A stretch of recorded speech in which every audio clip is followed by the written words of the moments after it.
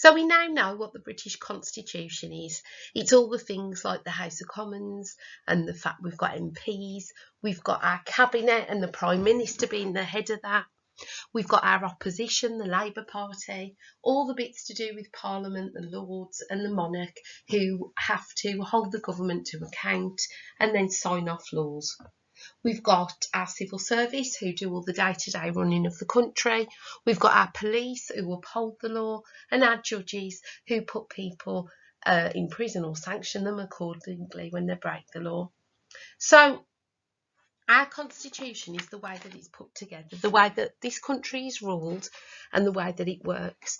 But the funny thing about the British Constitution is that it's uncodified or unwritten. I'm going to find out what that means and the implications of this.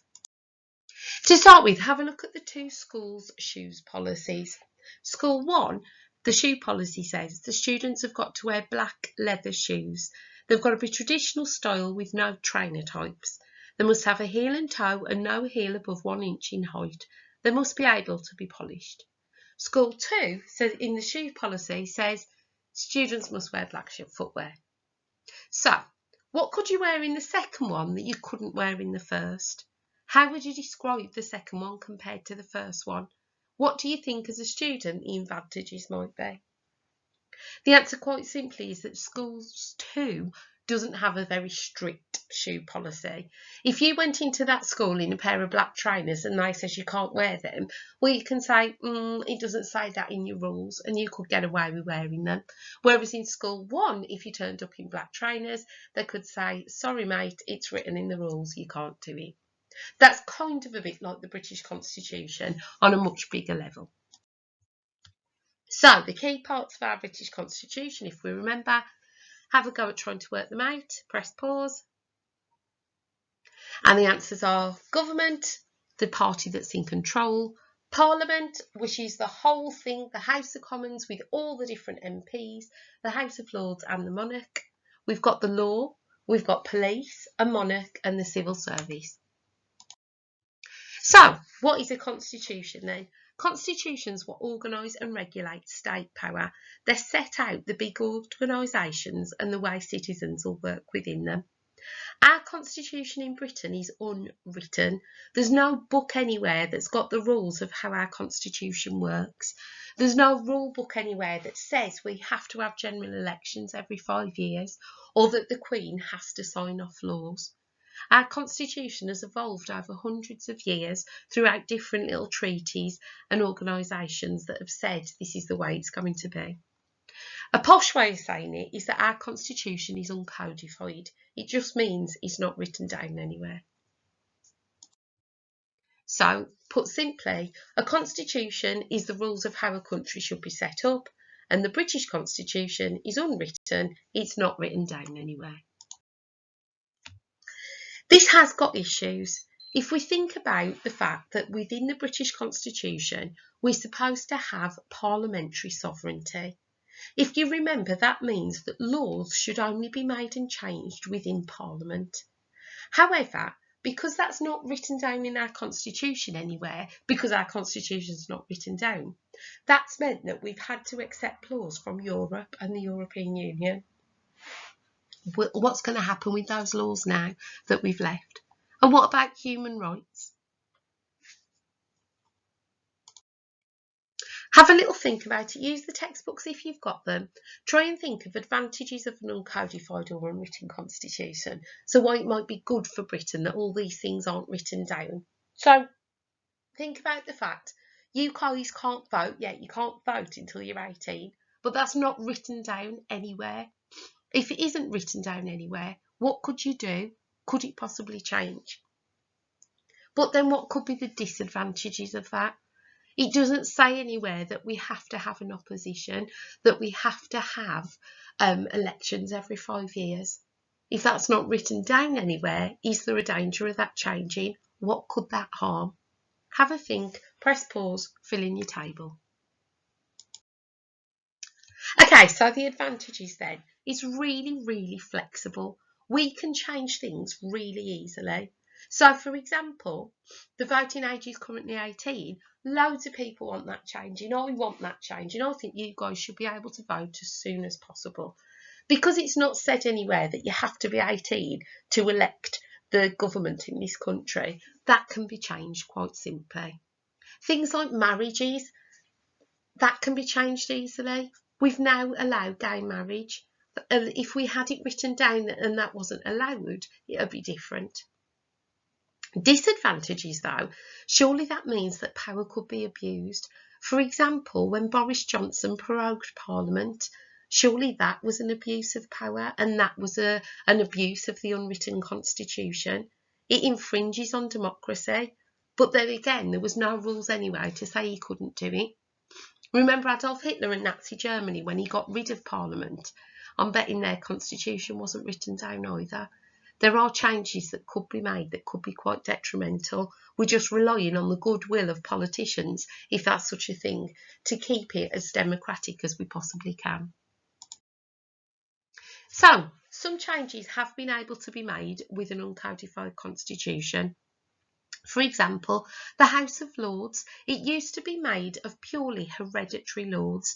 So remember from when you studied way back when you studied medieval Britain and you got the Lords of the Manor who got all their servants working for them. Well, their children and their children and their children and their children and their children have been lords for centuries. But that all changed because we no longer thought that it was democratic to do things that way.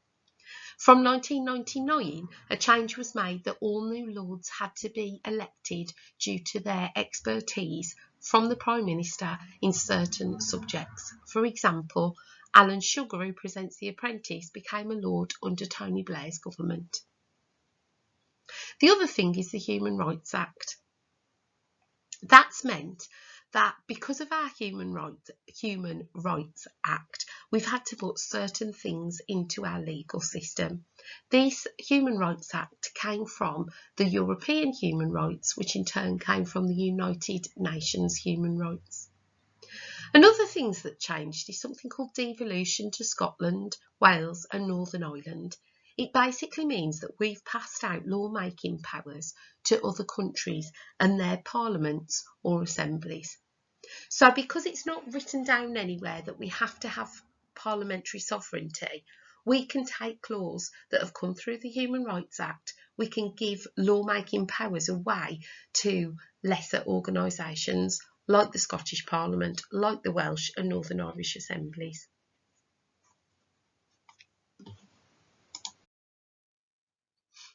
So, because of these changes, it might mean that the British Constitution has to become codified. The two big things that act on this are the Human Rights Act and devolution. The Human Rights Act limits the legal powers of Westminster because we are bound by the Human Rights Act that comes from the European Convention of Human Rights that derives from the Universal Declaration of Human Rights. It's passed down from us from a greater being, but it tangles up our legal rights. Therefore, it might mean that the government decide to codify our constitution so that no more of this can be taken away. Devolution also infringes on parliamentary sovereignty. It means that lawmaking powers have gone out to the other countries within the UK. This has caused a lot of arguments that we'll see in the next lesson, but again, it might mean that we have to have a codified constitution. The other thing is the Queen. She's a massive part of our constitution, but what does she really do? Is she really that necessary anymore? Because it's not written down anywhere. We could get rid of the monarchy, but is that something we want?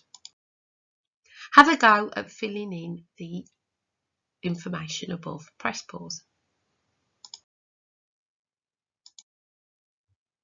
And there's your answers.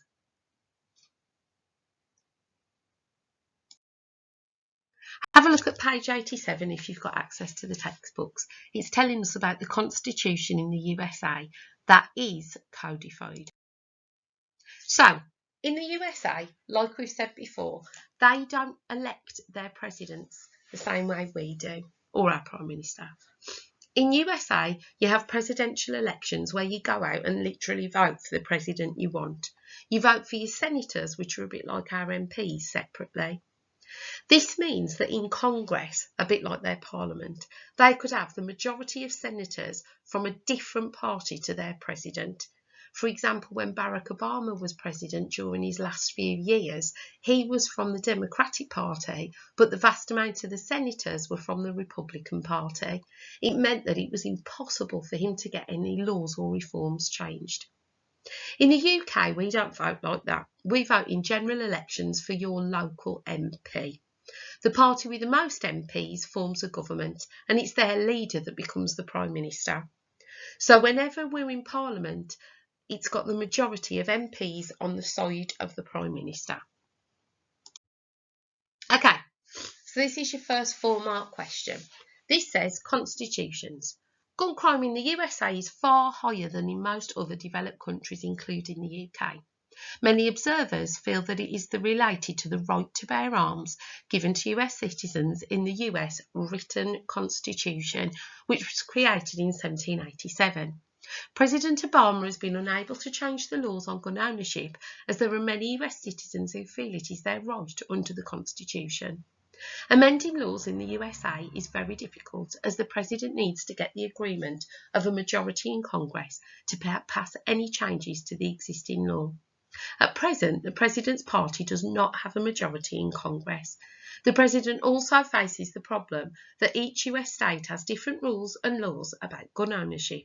If he wanted to amend the Constitution about the right to bear arms, he would face obstacles in each US state, as they have the power to decide about changes to the US Constitution. So, this question says, using source B, consider 2 reasons why the British Constitution makes it easier for elected UK politicians to bring about changes affecting citizens' rights than for the US President. So it's basically saying with these questions, they tell you about a different country, and then it asks you, how's this different in the UK? You only ever need to know the UK version. What they will tell you in the source about the other country. You just need to know how the UK works. It's asking for 2 reasons, so you need 2 paragraphs, a point per paragraph. So you need to pick 2 things out of that source that will say will be different. So, first thing you might look at then, the UK's constitution's written, which means it's inflexible. As is unwritten, so it's flexible. And that way we can change things much more simply. Another thing you might say is that the US President can't change laws without the agreement of Congress, and they might be controlled by a different party. In the UK, because our Prime Minister is always on the winning side of the election, because they're not voted in separately, the majority in the House of Commons will be from their party, so it's much easier to change laws. You've also got the fact that in the US, they've got different laws per state, whereas we don't operate that way, so it's much, much easier.